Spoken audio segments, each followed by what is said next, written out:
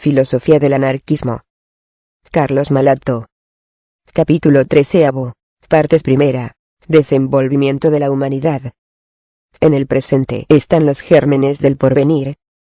En la época en que la Tierra en estado ígneo flotaba en el espacio, contenía ya todos los elementos de su futura vida geológica. Que de fases recorridas, millones de años y de siglos, se reflejan como un resplandor en la negra pizarra de la eternidad. Atrás las cosmogonías primitivas. Atrás los Vedas, la Ilíada y la Biblia. He aquí la epopeya, según Darwin. El libro de la naturaleza y de la humanidad. El globo de fuego se ha enfriado, los vapores se han condensado, el astro luminoso ha muerto, se forma un planeta y las vacilantes llamas se convierten en olas de un océano sin límites. En la profundidad de las aguas se elaboran dos organismos. ¿Qué es esa gelatina amorfa que tiembla a la luz del sol en la ribera? Esta materia que vosotros desdeñáis es el primer esbozo de los seres vivientes, y de modificación en modificación llegará hasta ti, hombre orgulloso. Donde comienza el movimiento comienza la vida.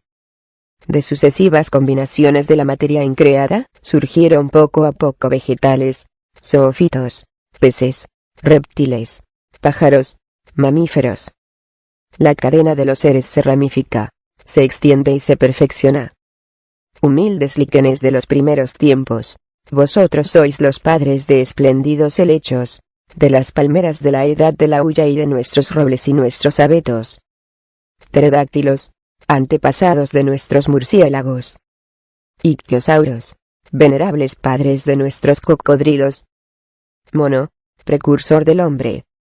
Así, a despecho de la Biblia, que considerando extrañas las unas a las otras todas las partes del universo, admite a cada instante la intervención de una fuerza creadora que hace algo de la nada, todo ocurre del modo más sencillo del mundo. Todo se transforma y nada se crea, porque nada se destruye. La muerte no es más que el punto de partida de una nueva forma. Del hombre al insecto, de la roca a la flor, del océano a la nube, todas las partes de la materia eterna se confunden y se completan, siendo solidarias unas de otras. En todas partes, contra la fuerza de inercia, fuerza de reacción, obra la fuerza de movimiento, fuerza de progreso. En la moral, en lo intelectual, en lo fisiológico, como en lo físico, porque en el fondo todos estos mundos no son más que uno solo. Dominado por las mismas leyes se libra el mismo combate. La reacción es la tierra negándole al árbol su savia, la corteza aprisionando al botón. El animal sufriendo su suerte con resignación, el hombre buscando el modelo en el pasado. El progreso es la vida circulando por todo, comunicándose de la tierra a la planta, haciendo surgir de las viejas cárceles destruidas nuevas germinaciones, alentando al ser organizado, y dándole nuevas armas para el combate por la vida. Es el hombre, arrojando lejos de sí su resto de animalidad, y que sin avergonzarse de su origen, busca el ideal en la negación del pasado. En su marcha ascendente, el progreso describe una inmensa espiral. A cada instante nuevos obstáculos, parece que han de reducirle al punto de partida. Pero después de estos retrocesos, adquiere una nueva impulsión, gracias a la cual destruye todo lo que parecía que iba a detenerle. Los antropoides, que por ser los últimos en llegar son los más elevados y perfectos en la escala de los seres, se han diseminado. Su progenitura cubre toda la parte central del antiguo continente. Desde las costas del Océano Indio, desde las mesetas del Irán y del Tíbet, numerosas familias emprenden la marcha en todos sentidos. Y a cada etapa de la emigración los sedentarios se detienen, y el clima, el alimento y las costumbres los diferencian. Cada variedad animal se convierte en el tronco de muchas variedades humanas.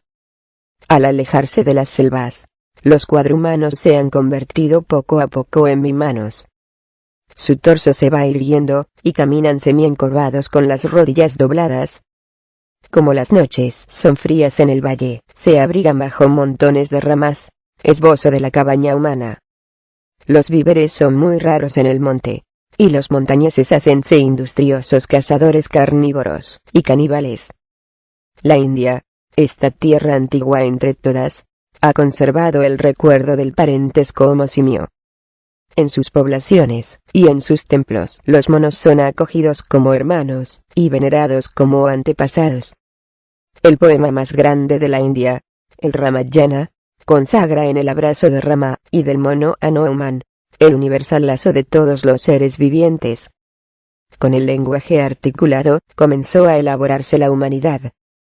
¿Quién es ese ser, negro y velludo, que duerme en las cavernas y afronta las fieras con un hacha de piedra en la mano? Es el hombre prehistórico, salvaje, de cráneo deprimido y férreas mandíbulas, que devora cruda y sangrienta la carne de los de su especie. Es el reino de la violencia y de la fuerza ciega. La ley de la lucha por la existencia crea incesantes combates. Desgraciados los que se duermen. El adversario, fiera hombre, está al acecho. El primer arte de la humanidad naciente es el arte de hacer flechas y hachas de sílex. Los comienzos de la vida social se bosquejan. Las familias se agrupan, y se forman las tribus, diferenciándose sus funciones. A un hombre se le confía la guerra y la caza, y a su compañera los cuidados íntimos. La esclavitud, domesticación del hombre más provechosa que la de los animales, reemplaza la explotación humana.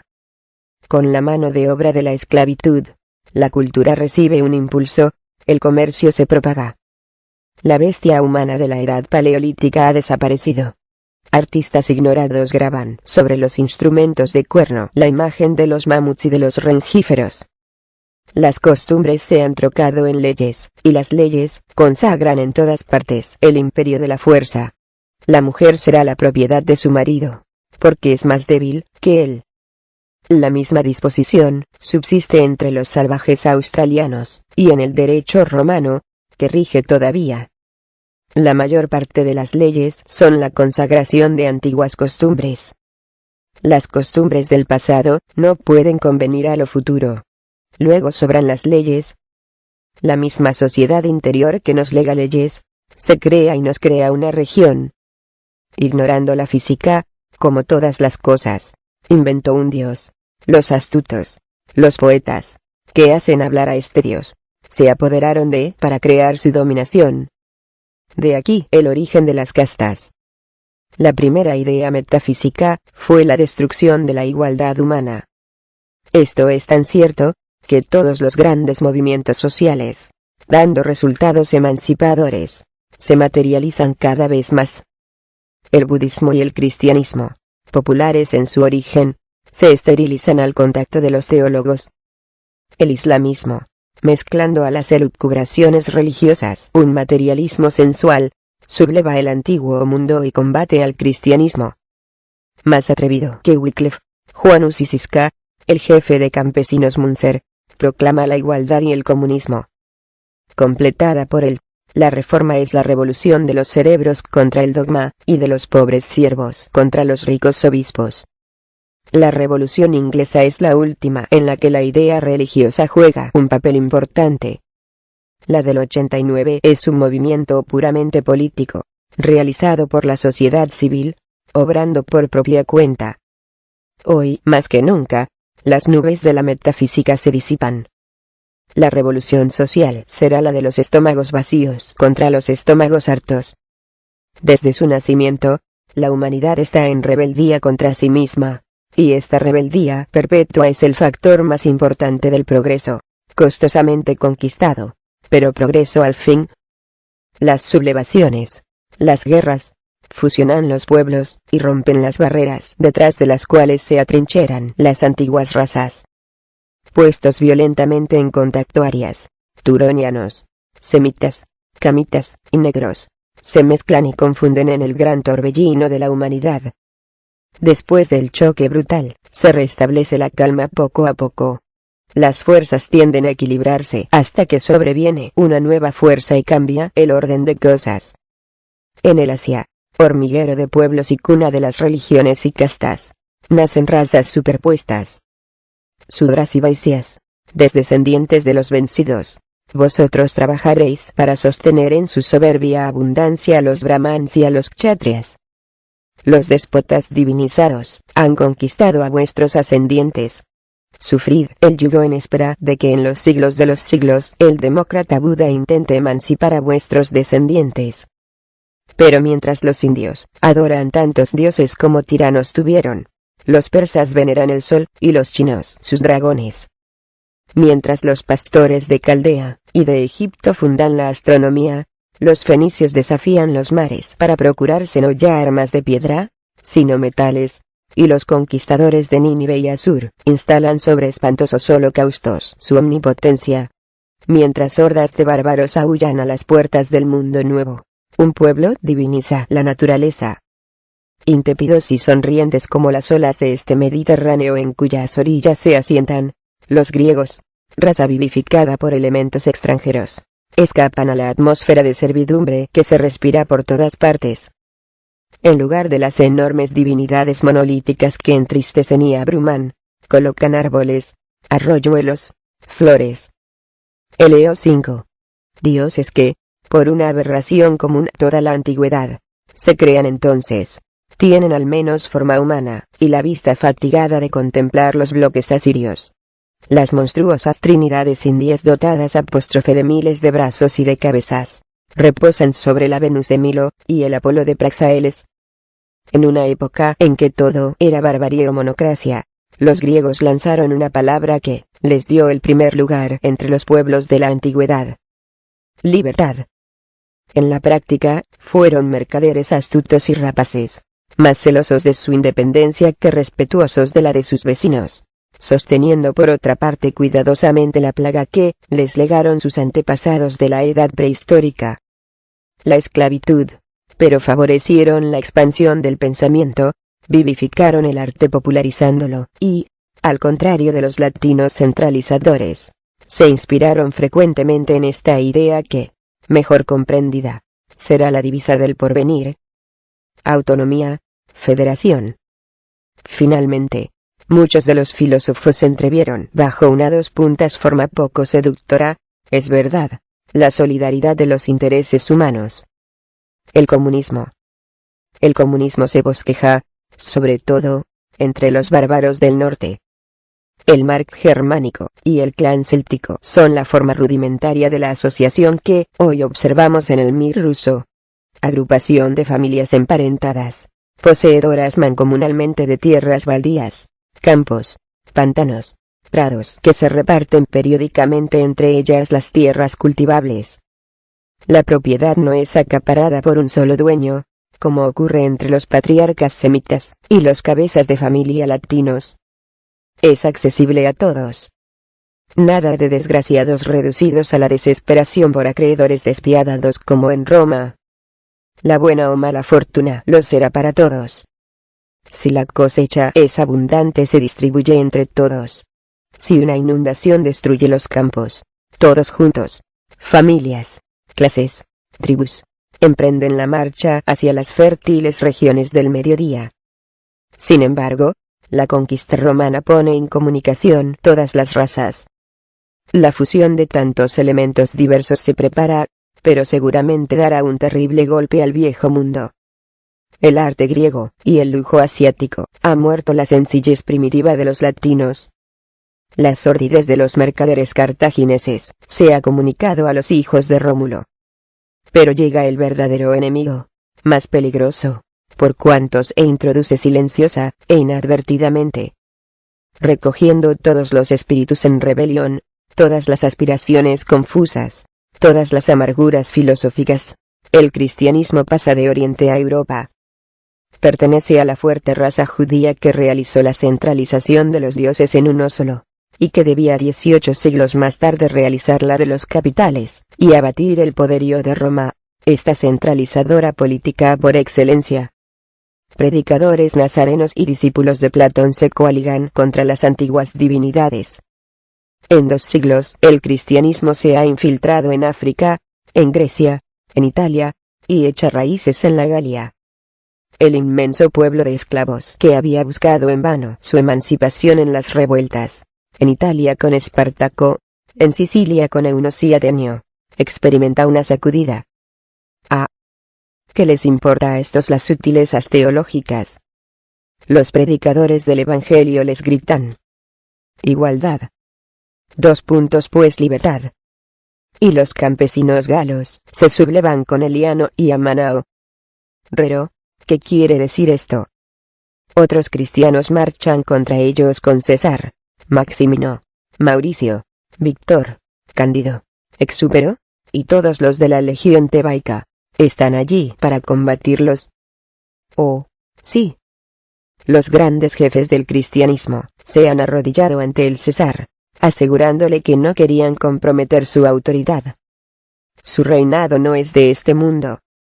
Eterna cobardía de los innovadores que no osan llegar hasta el fin en las vías de la revuelta. Cobardía que no impedirá al César decretar la muerte de estos soldados cristianos, de los que él desconfía y que presentan el cuello dócilmente. Robespierre, el místico, debía también presentar el cuello en la Plaza de la Revolución, 1500 años más tarde, después de haber inmolado en sus asesinatos a los mejores amigos del pueblo.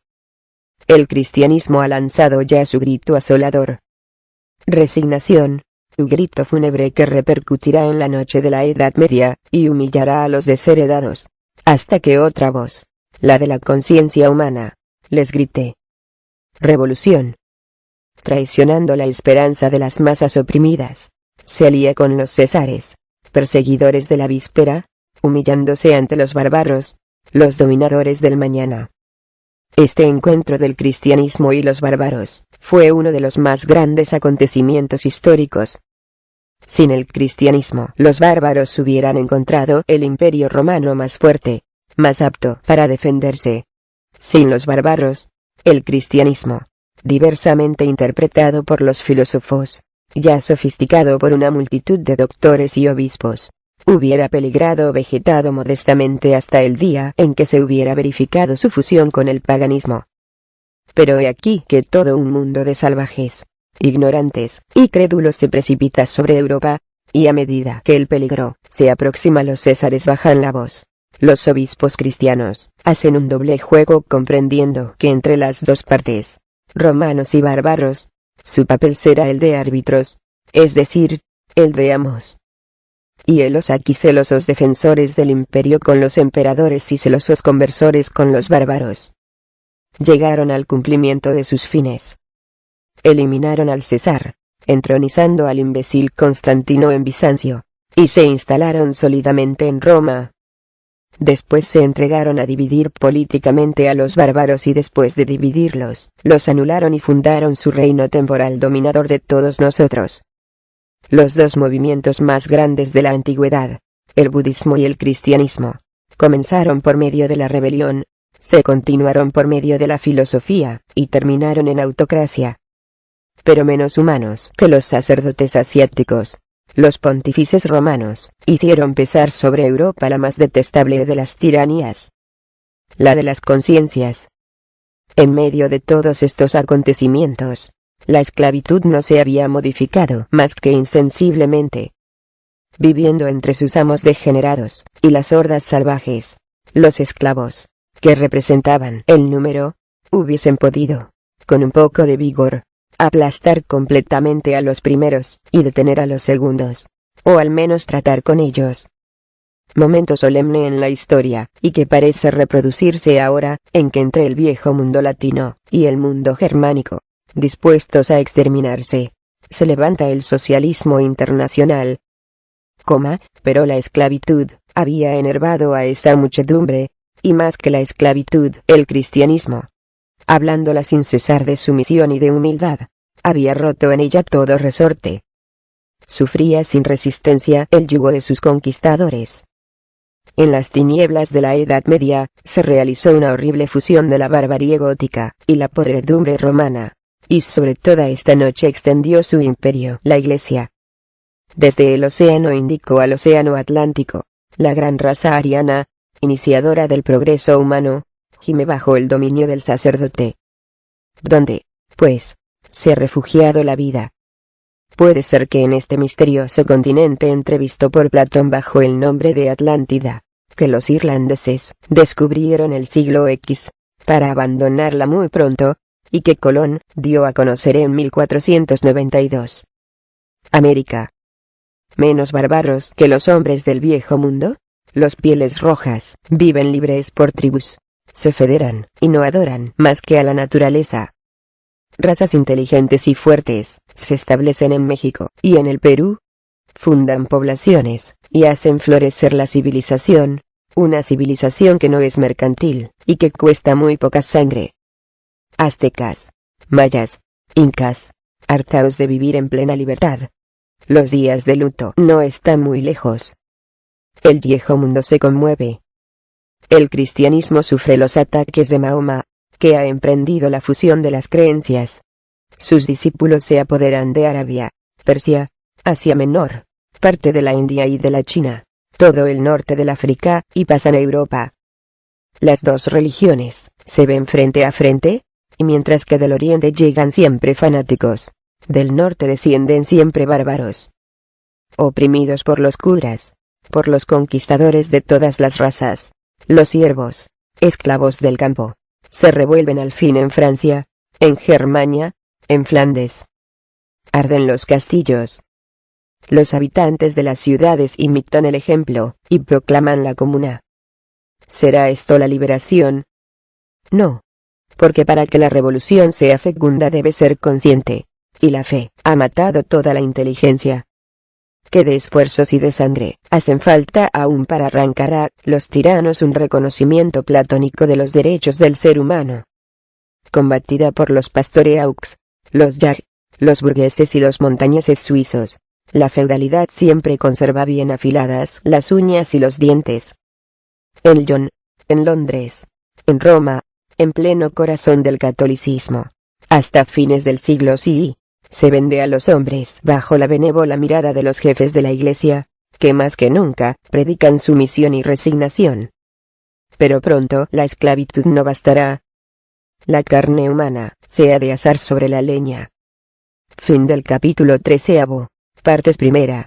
Desenvolvimiento de la humanidad. Filosofía del anarquismo.